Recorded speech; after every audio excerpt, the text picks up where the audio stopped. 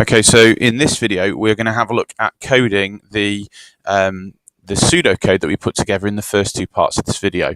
So what you're going to need to do is have that pseudocode to hand. I'm not going to refer to it. I'm going to just type it out because I've got it in front of me just here to have as a reference point. So to begin with, I'm going to declare my variables. So my first variable is going to be to take an integer input from the user.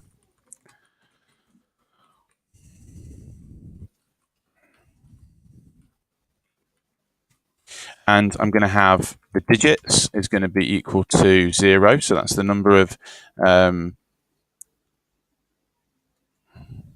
I on about?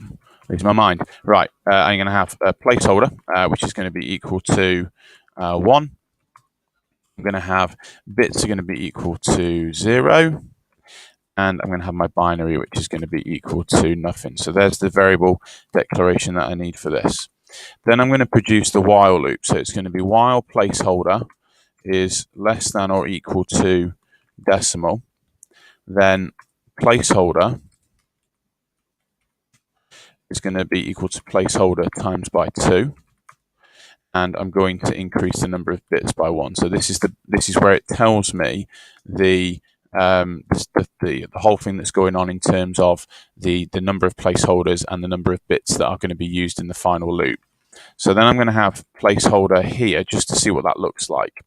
So, and I'm going to print bits as well. So if I enter a number in like 255, then it gives me 256 and it gives me 8 bits is what I require. Now 8 is correct, but 256 is incorrect because 255 is generated by using 8 bits of binary starting from 128. So if I type 257 in, it's going to give me 512 this time. And actually, I don't need that. I need a 256 and a 1 to create 257. So there's a little bit of an error here. So what I'm actually going to do, and this wasn't shown in the pseudocode, but I'm going to do placeholder divide equals 2, which is then going to give me the correct placeholder value to kind of start with. So now if I print my placeholder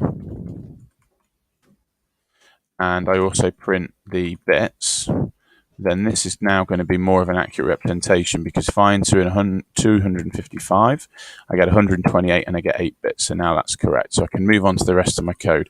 So the next bit was all about putting together the for loop, which is going to actually calculate the final binary value. So that's going to be a for I in range loop to start, and it's going to be using bits as the limiter on the loop.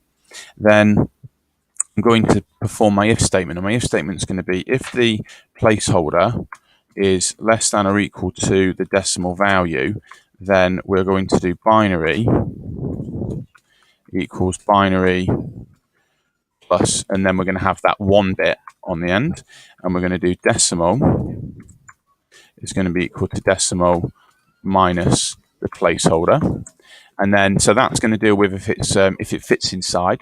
If it doesn't, then we're just going to do an else statement, and we're just going to output binary is going to be equal to binary plus 0. Then within that loop, we need to half the placeholder because we need to work onto our next value down. So that is going to be divide equals 2, and then we're going to print the final piece of binary. So let's try this out. Let's take a number like 31. So we've got over here, we've got 1, 2, 4, 8, 16. That adds up to 31. So let's do 32, which should be 1 followed by 5 zeros. All looks correct to me. Code's working quite nicely. Let's make sure we comment this up.